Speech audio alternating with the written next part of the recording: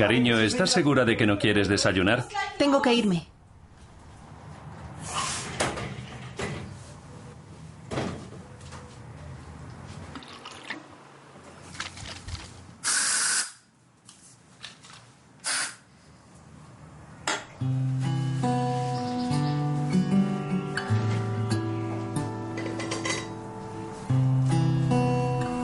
Hace un año, Eva Glave, de 31 años de edad, de Frankfurt, detectó un bulto anormal en su pecho. Pronto sus sospechas se confirmaron. Se trataba de un tumor maligno.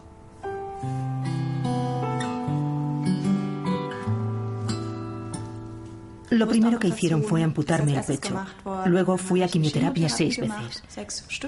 Me dieron radioterapia durante 6 semanas y me administraron anticuerpos 18 veces. Espero que todo haya terminado y no tener que volver a pasar por ello nunca más. ¿Qué tal ha tolerado hoy las infusiones? Bastante bien de momento. ¿Dijo usted que hay una alteración quística en su pecho derecho? También sí. ¿En el pecho derecho? Sí. ¿Y el tumor estaba en el izquierdo? ¿Dónde exactamente? Sí, aquí arriba. Es muy importante que sepa qué desodorantes puede utilizar. Yo me fijaría en los aditivos que contienen y, sobre todo, que no tengan aluminio. ¿Aluminio? Sí, exacto. Yo no correría ningún riesgo. Muy bien.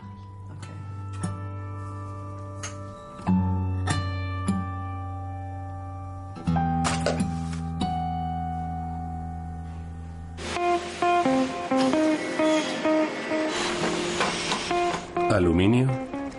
Hace un siglo la mayoría de la gente no habría reconocido esa palabra. En la actualidad este metal ligero está a punto de superar al hierro. El aluminio es mucho más que un material corriente. Una amplia variedad de sus compuestos se utiliza en cosmética y también para la purificación del agua. Los productos hechos con aluminio se han convertido en elementos habituales de nuestra vida cotidiana. Se podría decir que estamos viviendo en la edad del aluminio. Y Werner Jaeger es uno de sus profetas. Es el director del Departamento de Investigación y Desarrollo de Hydro Building Systems en la empresa de aluminio más grande de Europa, Norsk Hydro. El aluminio como tal es un material muy atractivo e interesante porque gracias a las propiedades que tiene te ofrece un montón de posibilidades. Te permite realmente desarrollar una idea desde el principio hasta el final. A ese concepto nosotros lo llamamos de la cuna a la cuna. Todo es posible con un solo material. Su amplitud de posibilidades, la multitud de aplicaciones que tiene es fascinante. Y ese es el motivo por el que yo me dedico al aluminio. Achtung und Schuss.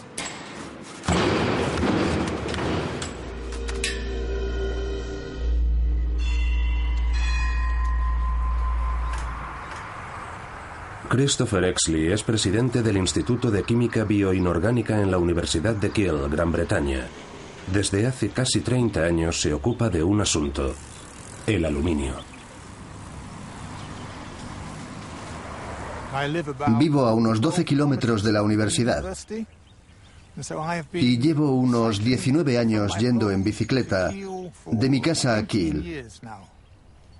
Ha sido un largo viaje, casi equivalente a, más de 2 vueltas a la Tierra en bicicleta para poder venir a Kiel y llevar a cabo mis investigaciones sobre el aluminio. A principios de la década de 1980, el tema medioambiental por definición era la lluvia ácida. El agua no suele contener aluminio.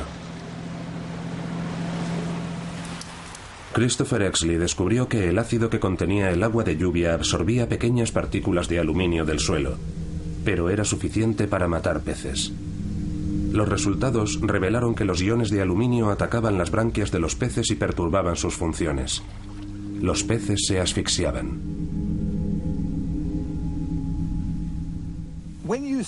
Cuando ves el impacto que tiene el aluminio en un pequeño salmón, te das cuenta de que en realidad es devastador. Ves el sufrimiento.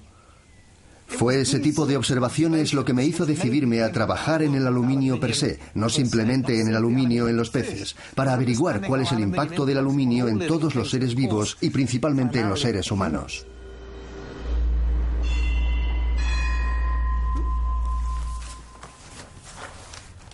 Eva Glave está trabajando de nuevo como comadrona después de su diagnóstico de cáncer de pecho.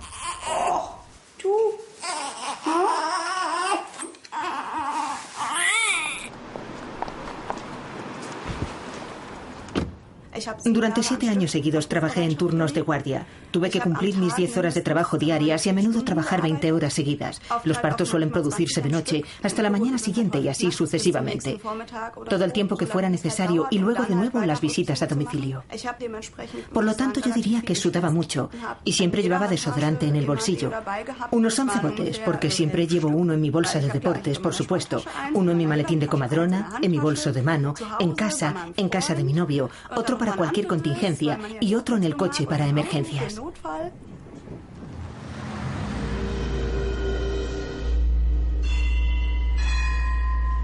La oncóloga Philippa Darbre realiza investigaciones sobre las causas del cáncer de pecho. Estudia las razones por las que muchos tumores aparecen curiosamente en la zona próxima a las axilas.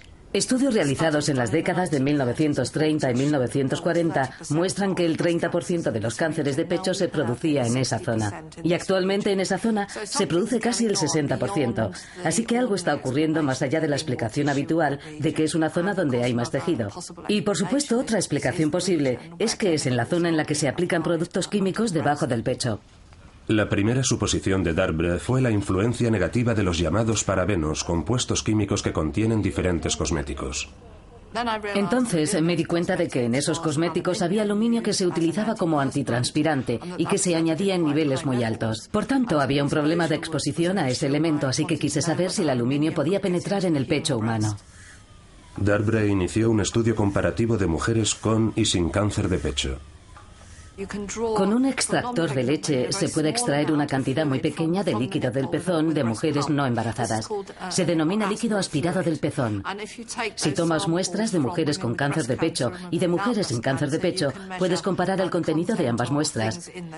Y en los líquidos aspirados del pezón de mujeres con cáncer de pecho encontramos niveles más altos de aluminio.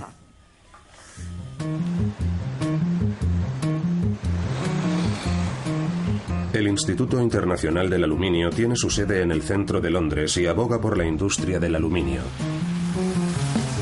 Aquí es donde nos vamos a reunir con el toxicólogo Nicholas Priest, quien se encarga de supervisar la seguridad del aluminio en nombre de la industria. Si existieran pruebas claras de toxicidad, yo sería la primera persona en decir no lo usen. De acuerdo, pero no he encontrado ninguna.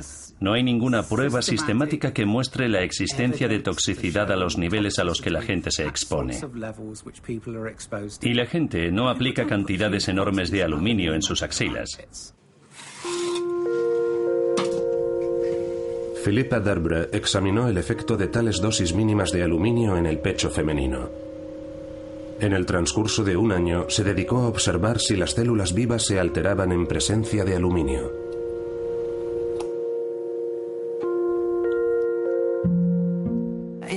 En efecto, si tomamos células epiteliales mamarias normales, formarán colonias en cultivos en suspensión. Y en presencia de aluminio pueden formar lo que podríamos llamar pequeños tumores en suspensión. Pero en ausencia de aluminio, por supuesto, no lo hacen, porque son células normales. Así que, en ese sentido, el aluminio parece capaz de convertir una célula normal en una célula cancerosa. Darbre descubrió también otro efecto. Añadir aluminio aumentaba las probabilidades de células cancerosas migratorias y la formación de metástasis. Algo que también descubrimos fue que el aluminio podía influir en el comportamiento de las células mamarias cancerosas y posiblemente en su forma de desplazarse. Y por supuesto, si ese extremo queda demostrado y confirmado por otros laboratorios, sería un dato trascendental porque, obviamente, nadie se muere por tener un bulto en el pecho. La gente muere porque las células son capaces de desplazarse a otras partes del cuerpo.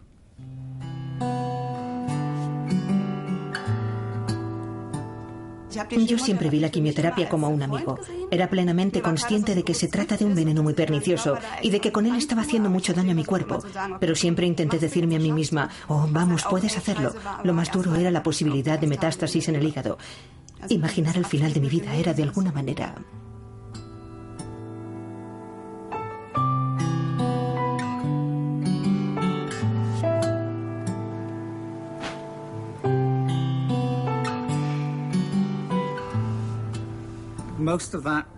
La mayor parte no penetra en la piel. Hay quien sostiene que si te afeitas las axilas y dañas tu piel, podrías hacer que penetrara más aluminio. Pero los niveles que podrían transferirse son mínimos, comparados con cualquier nivel que podamos considerar tóxico. Más de 2/3 de los desodorantes contienen compuestos de aluminio como ingrediente activo. El aluminio reacciona al entrar en contacto con las células de la piel y las une de manera que les impide sudar.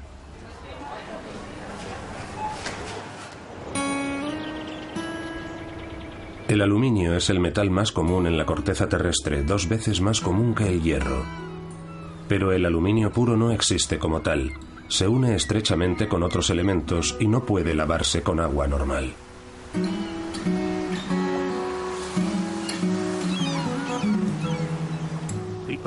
El suelo que hay bajo nuestros pies está compuesto principalmente de aluminio, silicio y oxígeno. De manera que la corteza terrestre, que es la capa que rodea toda la Tierra, es aluminio, silicio y oxígeno. Así que el aluminio es ubicuo, está en todas partes.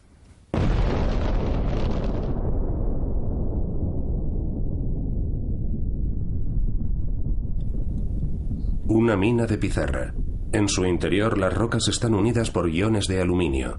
Es extremadamente complicado extraer el metal en bruto.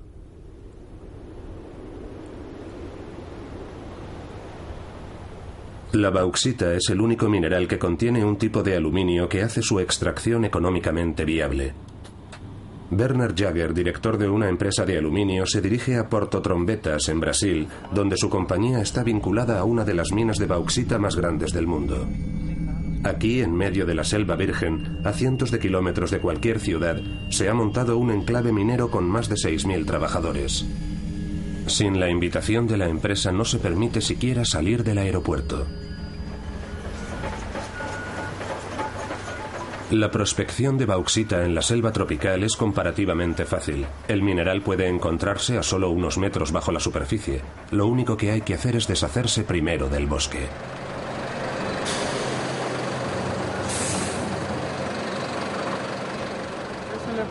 Hola, Manuel.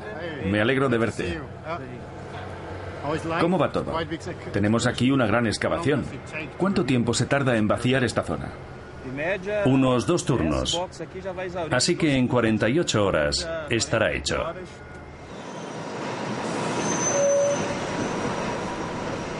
La zona de prospección se expande rápidamente, principalmente porque hay 3 turnos trabajando las 24 horas. Anteriormente las minas estaban situadas en torno a los asentamientos de los trabajadores. Actualmente hay que conducir alrededor de 1 hora para llegar a la región minera. Porto Trombetas es una de las minas de bauxita más rentables del mundo. 18 millones de toneladas de aluminio se extraen aquí cada año.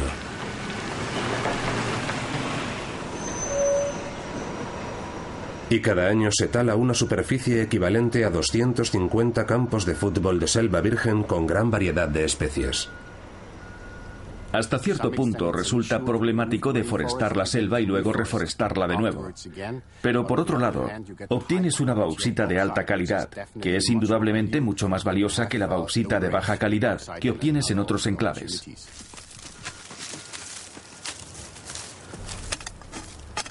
Mientras las minas se reforestan, la variedad original de especies podría perderse para siempre.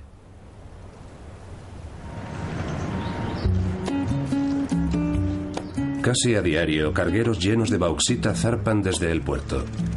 Un solo barco transporta 70.000 toneladas, más de 3.000 camiones de carga. Navega a lo largo del río Amazonas hacia el Océano Atlántico, donde la bauxita pasa a la siguiente fase de procesamiento.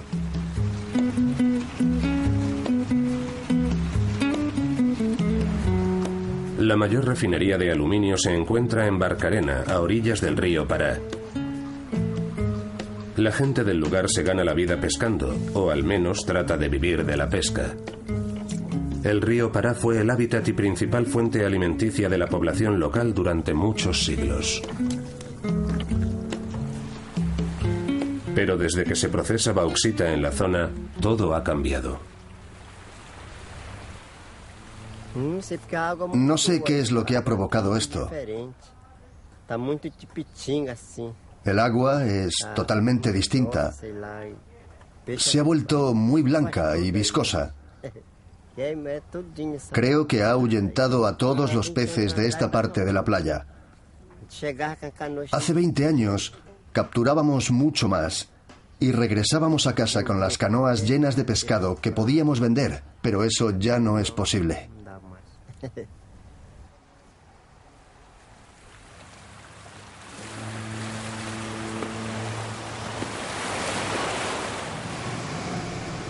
Esta es mi empresa. Es la planta de aluminio más grande del mundo. Tenemos capacidad para producir más de 6 millones de toneladas al año. 6 millones de toneladas al año. 6 millones de toneladas al año. Desde 2011, la refinería de aluminio de Barcarena pertenece a Norsk Hydro, que es actualmente una del puñado de empresas multinacionales que controla la producción total de mineral de bauxita y de aluminio en bruto.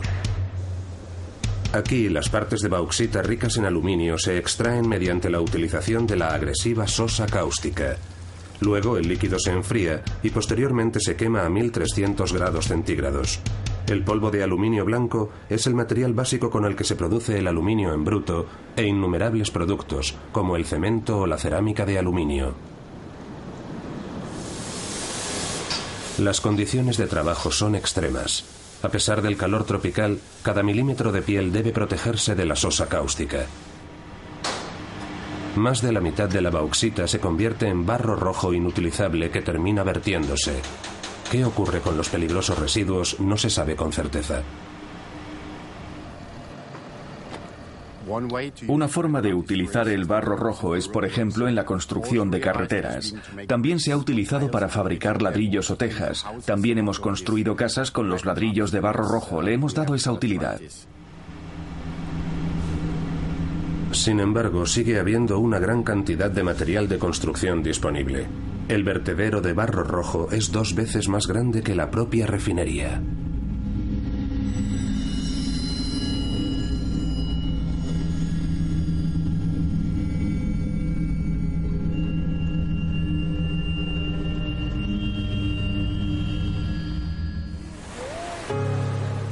En 2010, durante un accidente en una fábrica de aluminio en Hungría, se liberó una gran cantidad de barro rojo, dando lugar a uno de los mayores desastres medioambientales de Europa.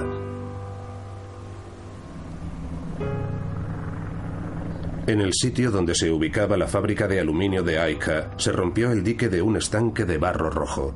Una ola de crecida de varios metros se desplazó en dirección a la pequeña localidad de De Bexer.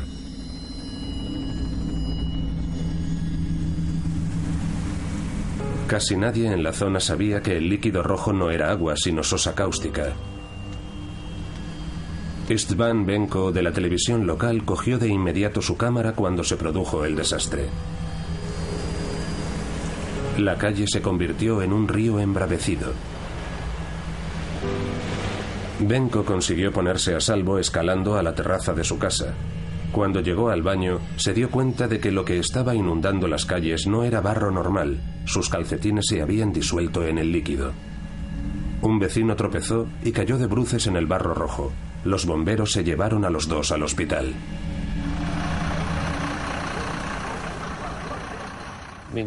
Cada día, cuando me cambiaban los vendajes, mi piel estaba llena de puntos.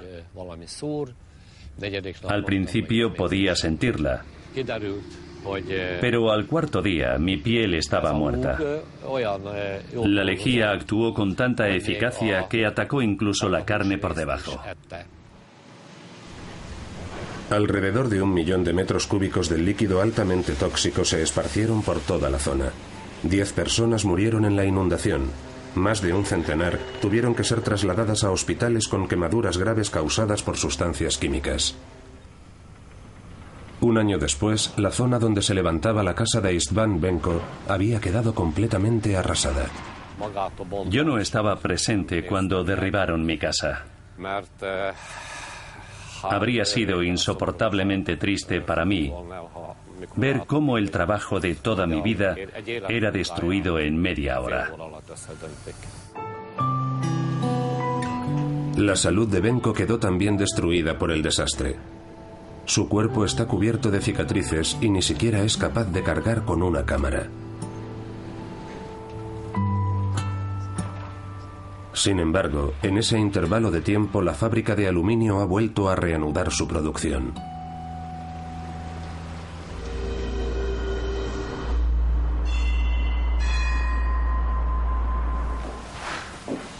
En la Universidad de Viena, un equipo de científicos realiza investigaciones sobre la causa de las alergias.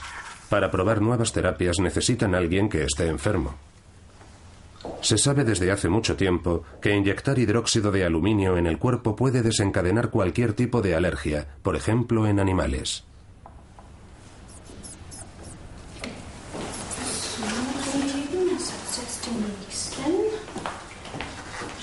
Han descubierto que se puede volver alérgicos a los ratones si se les alimenta con manzanas o nueces acompañadas de medicamentos para la acidez estomacal.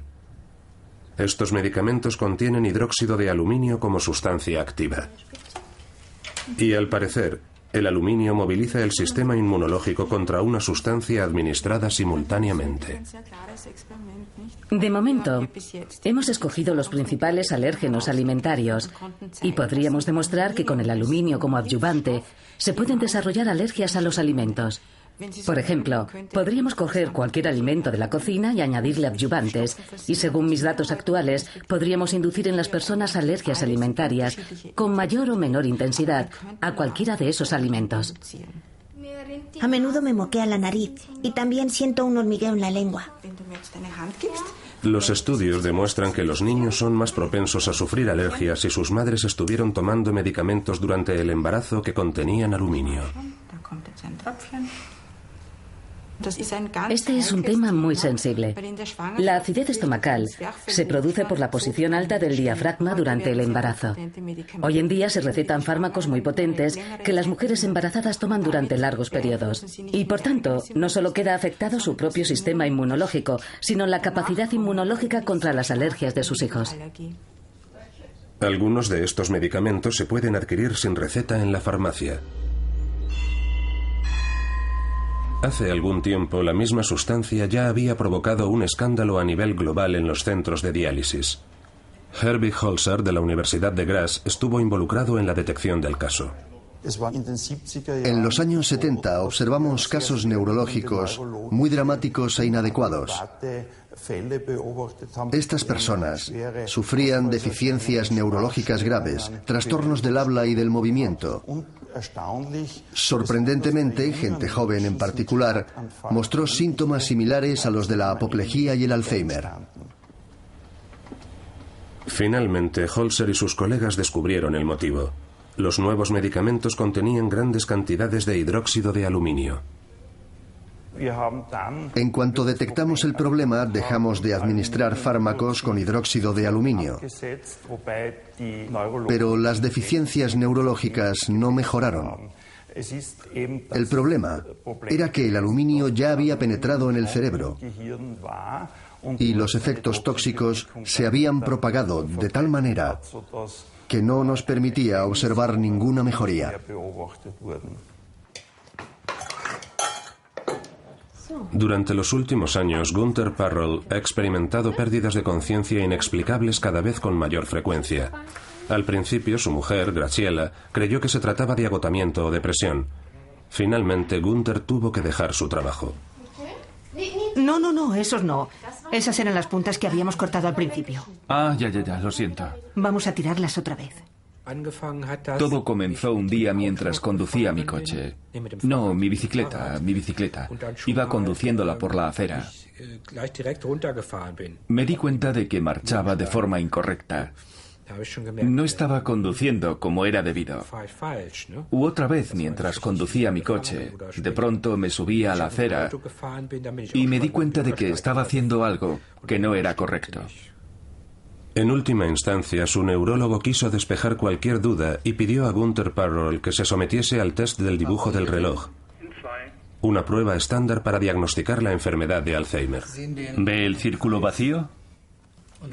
Rellénelo, por favor. Convierta el círculo en un reloj. ¿En el círculo? ¿Tengo que dibujar algo dentro? Las 12. Empiece por ahí. Es lo más sencillo. ¿Dónde están las 12? Estoy seguro de que recuerda más o menos dónde se sitúan. ¿Arriba? Sí, y luego el resto de los números. 6, 7, 8, 9. Ahora el reloj debe mostrar una hora. Señala las 11:10. Las 11:10, veamos. Las 11:10 debería ser así. No, no está bien, no encaja. ¿No? No está bien. Las 11:10 tendría que ser aquí. El reloj tiene siempre dos manecillas, una manecilla grande y otra pequeña, y señalan las 11:10. ¿Pero cómo? ¿Aquí dentro? Sí. Las 11 debería... No, estos son las 11. No lo sé. Está bien. No lo sé. Vale, está bien. Pongamos esto a un lado. La situación se ha agravado mucho. Pocos días después de regresar de nuestras vacaciones, no era capaz de desenvolverse en su propio apartamento. Se quedó parado en el vestíbulo y dijo: ¿a dónde voy ahora? ¿Cómo llego al dormitorio? ¿Dónde está el baño? Gunther Parroll fue siempre una persona bastante escéptica a la hora de medicarse, a excepción de sus pastillas para la acidez. Nos conocemos desde hace 28 años y desde entonces mi marido toma estos medicamentos. Puede incluso que desde hace más tiempo, incluso antes de conocernos. Sí, hace mucho tiempo. Ni siquiera lo recuerdo. En todo caso, entre 25 y 28 años. Ni siquiera sé desde cuándo. Veamos qué dice aquí. El uso prolongado de dosis altas. Fíjate, puede dar lugar a depósitos de aluminio en los tejidos nerviosos y óseos. Esto puede provocar daños cerebrales. Mira, entre paréntesis indica incluso demencia senil y anemia. Santo cielo. En casos de insuficiencia renal y uso prolongado del medicamento, se deben comprobar regularmente los niveles de aluminio. Ya, pero ¿quién comprueba sus niveles de aluminio? Nosotros nunca lo hemos hecho. No. Nunca. Un portavoz de la Agencia Europea de Medicamentos no ve ninguna razón para tomar medidas. En el encabezamiento de la información sobre el uso del medicamento dice precisamente que el compuesto no se debe utilizar durante un largo periodo de tiempo. Si se hace un uso prolongado, se debe consultar a un médico. El uso a largo plazo sin asesoramiento médico es en realidad casi imposible, y no debemos olvidar que el farmacéutico que dispensa estos medicamentos debe informar también al paciente sobre los posibles riesgos. Nunca nos dijeron nada. No. Ni siquiera en la mejor farmacia. Sí, es cierto. Nunca nos informaron de ello.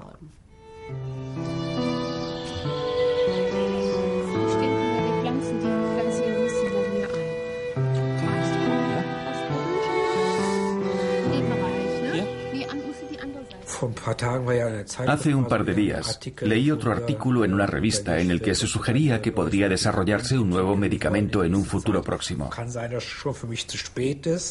Puede que sea un poco tarde para mí. Podría ser perfectamente el caso. Puede que haya llegado mi hora, eso es lo que digo.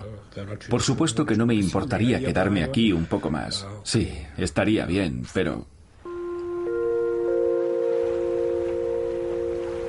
El aluminio es el único elemento abundante en nuestro planeta que no tiene utilidad en las funciones biológicas de ningún ser vivo.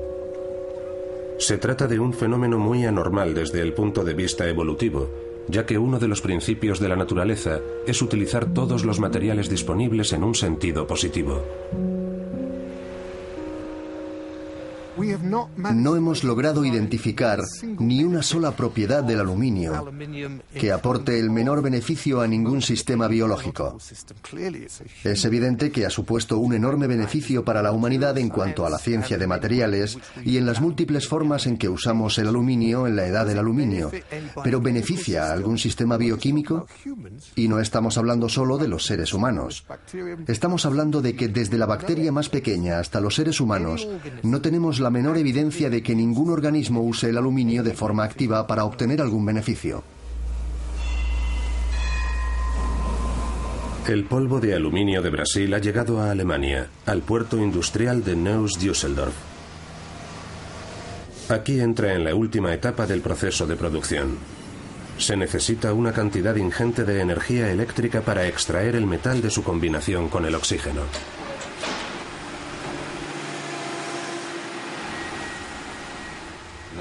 Una celda electrolítica es como una bañera de hidromasaje. En el fondo de la bañera se encuentran las placas para el cátodo, que están hechas de carbón. Al aplicar grandes corrientes de energía eléctrica durante este proceso se extrae el aluminio, que después se deposita en forma de metal líquido en el fondo de la bañera. Para obtener 1 kilogramo de aluminio se emplea aproximadamente 10 veces más energía de la que se necesita para obtener 1 kilogramo de acero. Con la cantidad de energía consumida por esta planta de aluminio cada año, se podría abastecer sin problemas la demanda de energía eléctrica de una ciudad como Düsseldorf durante un año entero. Y esta energía se aplica al metal en bruto. El aluminio líquido es altamente reactivo.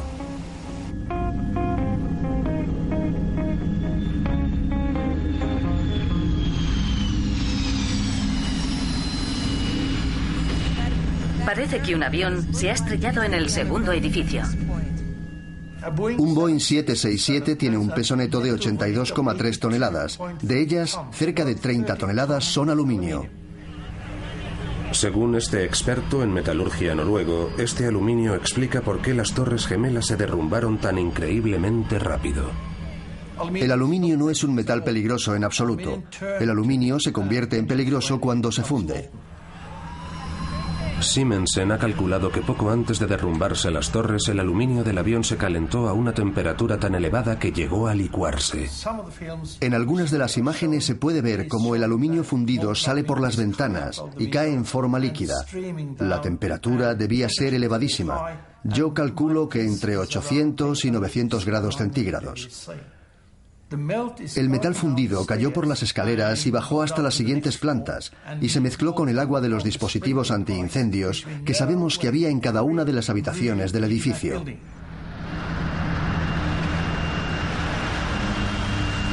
Las explosiones previas al desplome de las torres han contribuido a alimentar disparatadas teorías conspirativas, pero en opinión de Simensen no constituyen ninguna sorpresa cuando uno está familiarizado con las propiedades del aluminio.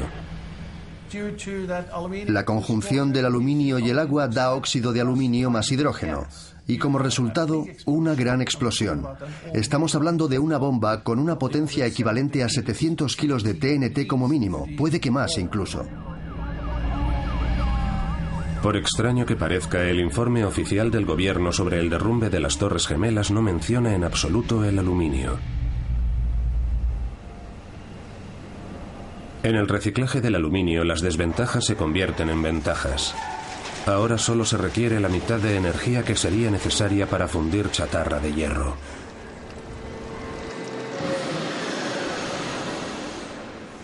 El aluminio es un metal muy valioso.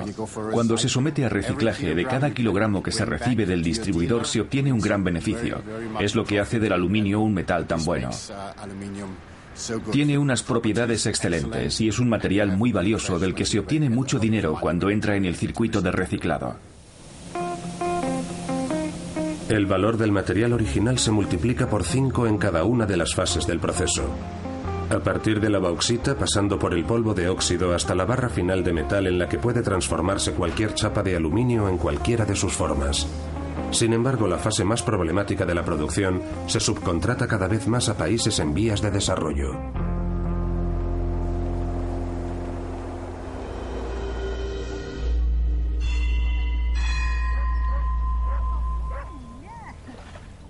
El agua potable se purifica con aluminio en gran parte de Europa. Este proceso puede a veces salir mal, tal como ocurrió en la planta potabilizadora de Camelford en 1988. Yo solía venir aquí todas las mañanas para leer la prensa matutina. Un día, paseando junto a la orilla, vi que todo el lecho del río estaba cubierto de peces muertos y me pregunté qué diablos estaba sucediendo. Esa misma noche mi mujer se dio un baño y cuando se disponía a lavarse el pelo mezcló el jabón con el agua y ésta se volvió de color azul brillante. Ella se quedó muy sorprendida, no se alarmó, simplemente se sorprendió. En la planta potabilizadora informaron de que se había producido un problema técnico menor. El agua es perfectamente segura, incluso para el consumo, aunque la gente no la esté bebiendo debido a su sabor. Es segura a todos los efectos, aunque es posible que algunas personas puedan experimentar pequeñas irritaciones cutáneas. Finalmente, Doug Cross pudo establecer la conexión entre los peces muertos y el extraño sabor del agua potable. Cuando bajé por la mañana, había aquí peces muertos, pero no los había corriente arriba, de modo que la contaminación no pudo descender río abajo en esta dirección. Todo comenzó aquí. Y entonces, una persona comentó que habían estado lavando las tuberías de agua en la carretera durante la noche, vertiendo el agua sucia en el río al otro lado del puente. Y eso fue lo que mató a los peces. En otras palabras, nuestra agua potable estaba envenenada. Finalmente, las autoridades sanitarias tuvieron que admitir lo que había ocurrido realmente. Un conductor de camión recién contratado, que se encontraba solo en la planta potabilizadora, sencillamente había vaciado su carga de sulfato de aluminio en el depósito equivocado. El agua potable contaminada se bombeó rápidamente a las tuberías de abastecimiento. En toda la zona comenzaron a producirse extraños sucesos. Carol, la esposa de Doug, fue una de las personas afectadas. Entonces mi esposa comenzó a quejarse de que su artritis empeoraba mucho. Hasta ese momento los síntomas de su enfermedad eran bastante leves. Otras personas experimentaron síntomas más graves. La gente me contaba que mientras conducía el coche tenía malas experiencias. Se detenían de repente a un lado de la carretera y pensaban, ¿a dónde voy? ¿Y por qué estoy en este lado de la carretera? Estoy en el lado equivocado de la carretera. Cosas de este estilo se convirtieron en algo común. Entonces empecé a recibir llamadas telefónicas de agricultores. Uno de ellos me dijo, tenía 40 ovejas en un campo con una tubería conectada al depósito de agua de la ciudad. Y en otro campo contiguo, tenía otras 200 con un manantial de agua natural. Todas las ovejas que bebían del manantial estaban bien, pero de las 40 que habían bebido del agua del depósito, 10 habían muerto. Y entonces otra gente me habló de problemas similares con las vacas. Cuando te enteras de que hay animales muriendo y luego oyes, bueno, pero no afecta a los seres humanos, sabes que están mintiendo. En 2003, 15 años después del incidente, Doug Cross comenzó a observar cambios alarmantes en el comportamiento de su esposa Carol. Su salud se debilitó enormemente y paulatinamente se fue consumiendo. Y finalmente, en una ocasión, se me quedó mirando y me dijo en voz baja, adiós, adiós, adiós. Y esa fue la última vez que me habló. Poco después, la esposa de Doug Cross murió a la edad de 59 años.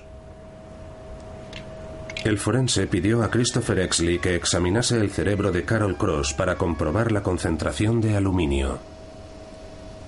No existe un nivel normal. El nivel normal sería la ausencia total de aluminio, pero la realidad es que todos tenemos aluminio en el cerebro, algo así como 1 o 2 microgramos de aluminio por cada gramo de tejido seco. En determinados casos de Alzheimer hemos descubierto que esta cifra puede llegar a los 4, 5 o 6 microgramos. En una de las muestras del cerebro de la señora Cross hallamos 23 microgramos por gramo de tejido seco, que es algo casi nunca visto. Uno de los niveles más altos que nosotros hemos medido nunca. Y probablemente hemos medido más contenido de aluminio en cerebros humanos que ningún otro grupo del mundo. Encantada de conocerte, Phil. La iniciativa ciudadana de Camelford todavía se reúne en la actualidad. Lo que le ocurrió a Carol Cross no es un caso aislado. Luchó mucho durante los últimos 18 meses de su vida. Luchó, luchó y luchó. Tenía 61 años, creo. Comenzó a sufrir pérdidas de memoria hacia el final. Sí. Y también desarrolló epilepsia. En muchas zonas del cerebro de Richard no había flujo de sangre. Lo sé. Estaba muerto. Hubo un incidente en el Reino Unido hace unos 20 años en Camelford. Después hubo mucha gente que alegó que sufría deterioro cognitivo por puro interés. Si sufrían deterioro cognitivo podían recibir una indemnización. Pero si no sufrían daños, no recibían ninguna compensación. Y ese es uno de los problemas que solemos encontrarnos.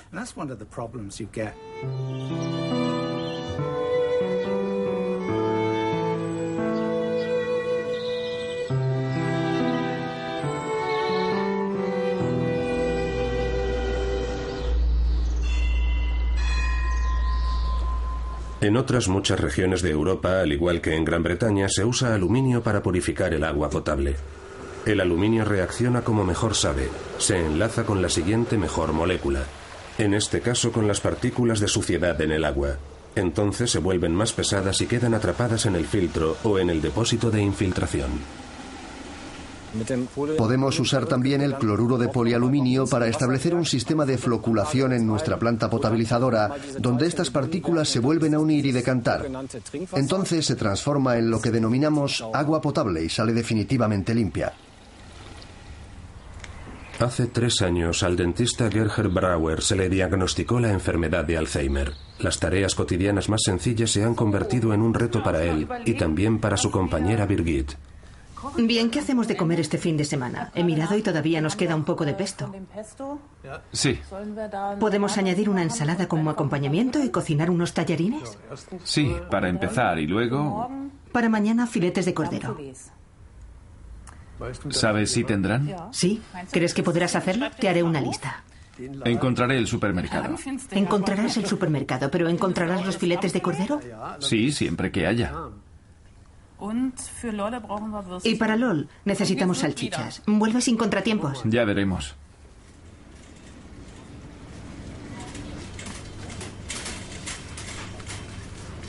A ver, ¿dónde están las salchichas?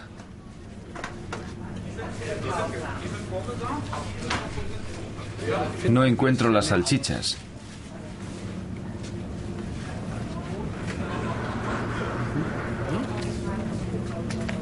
¿Dónde he puesto el carro? ¿Sabe alguien dónde está mi carro?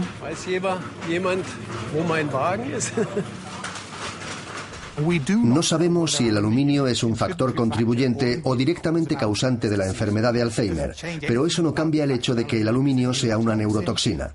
Y no cambia en absoluto el hecho de que el aluminio esté asociado a los principales rasgos patológicos de la enfermedad de Alzheimer. Si vivimos en determinadas zonas en las que el abastecimiento de agua contiene unas cantidades determinadas de aluminio, la incidencia de la enfermedad en dichas áreas es más elevada.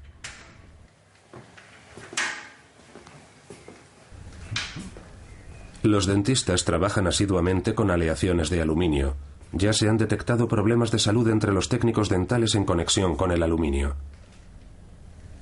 Hace 3 años, Gerhard Brauer se vio obligado a cerrar su consultorio. Desde entonces, muchas cosas se han vuelto extrañas para él.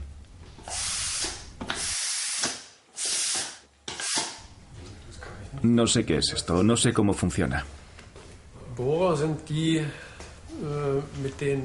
Los taladros se utilizan para tratar los dientes. Estos instrumentos se usan para mejorar la visión de la cara interna y todo eso.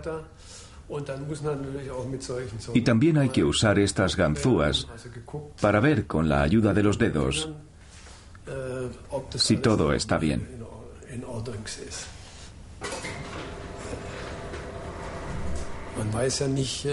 Nunca se sabe lo que puede ocurrir. Es muy arriesgado mirar dentro de mi cerebro. Sería factible hacerlo, pero es muy arriesgado porque puede costarte la vida. Estoy absolutamente convencido de que el mal de Alzheimer existiría en ausencia de aluminio. Ahora bien, ¿se daría en edades tan tempranas en la gente? ¿Quién sabe? Quizás podríamos vivir 150 años en ausencia de aluminio. O tal vez la enfermedad sería menos agresiva. Quizás sería mucho menos agresiva, no debilitaría tanto a las personas y sus vidas no serían tan precarias desde que se les diagnostica la enfermedad hasta que fallecen. En cierta medida la gente piensa ahora, no, es un tema zanjado. El aluminio no es realmente un problema sanitario. Aunque los catedráticos relacionados con la industria siguen defendiendo su seguridad, en la práctica científica se consolida cada vez más la opinión contraria. Por ejemplo, cuando Romain Gerardi, director del Departamento de Enfermedades Neuromusculares de la Universidad Paris-Este, se vio enfrentado a un nuevo tipo de enfermedad entre un creciente grupo de personas. El agricultor Luc Braconnier es un caso típico. ¿Qué edad tiene usted? Sufre de fatiga constante y dolores musculares severos, hasta el punto de no poder realizar ya su trabajo. El doctor toma una muestra de tejido muscular. Los resultados parecen un misterio al principio. Cuando observamos el tejido a través del microscopio electrónico, hallamos inclusiones de naturaleza desconocida en los macrófagos. Al principio pensamos que se trataba de calcio, pero las tinciones de calcio resultaron negativas. Y finalmente enviamos una muestra al departamento de biofísica. Y lo único que nos dijeron fue: parece ser aluminio. No sabemos cómo es posible, pero es aluminio. Los músculos muestran áreas sospechosamente infectadas donde se han concentrado una gran cantidad de células asesinas del sistema inmune. Los denominados macrófagos están llenos de partículas de aluminio. Las inclusiones de aluminio en el interior. El aluminio se añade a las vacunas para aumentar su eficiencia. Los expertos consideran estos aditivos un pequeño secreto sucio, ya que nadie sabe exactamente hasta qué punto aumenta la eficacia de la vacuna, ni lo que el aluminio provoca en el organismo posteriormente. Todo el mundo creía que después de la inyección, el paciente eliminaba rápidamente el aluminio a través de la orina. Ahora sabemos que no es el caso. El cuerpo puede retener durante más de 15 años el aluminio en el organismo. Y nadie sabe exactamente cuál es el destino final de este aluminio. ¿Se elimina a través de la orina al cabo de un día? Ni siquiera esto está claro. Gerardi y su equipo descubrieron que en la mayoría de los seres humanos y animales el aluminio se descompone. Pero en un pequeño porcentaje, las partículas de metal permanecen en el cuerpo durante años. Una pequeña porción de estas partículas escapan del músculo inyectado, se dispersan por el organismo y se alojan en puntos muy distantes después de circular meses y meses en el flujo sanguíneo. Y penetran en órganos tan distantes como el bazo o el hígado. Y finalmente, con el paso del tiempo y de una forma muy gradual, en el cerebro.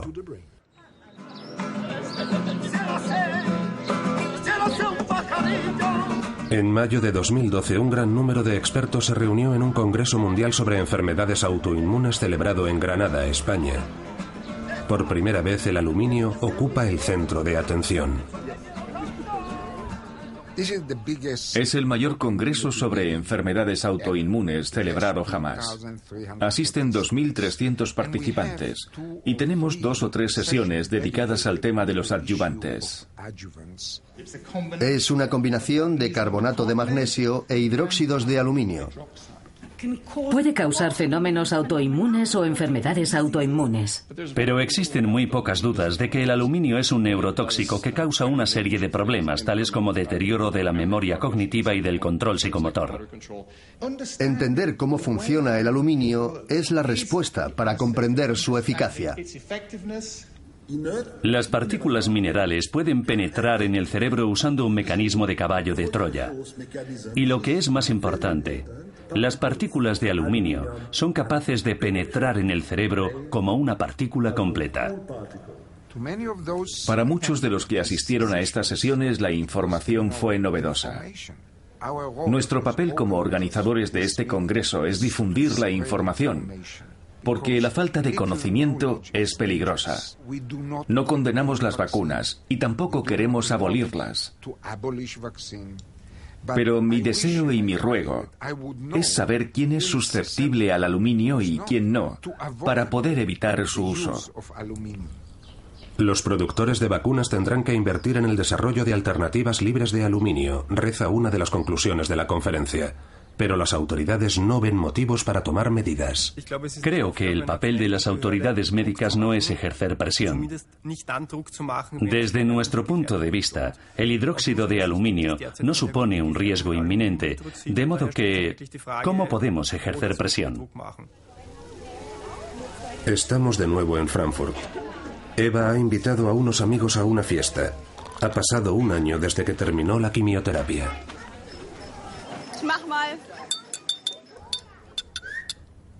Me gustaría decir algo muy breve.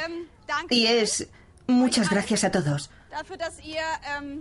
no solo por haber venido hoy aquí, sino sobre todo por vuestro apoyo durante este último año, que ha tenido más momentos bajos que altos la mayoría de los días. Gracias simplemente por estar ahí y esto es por vosotros. Salud.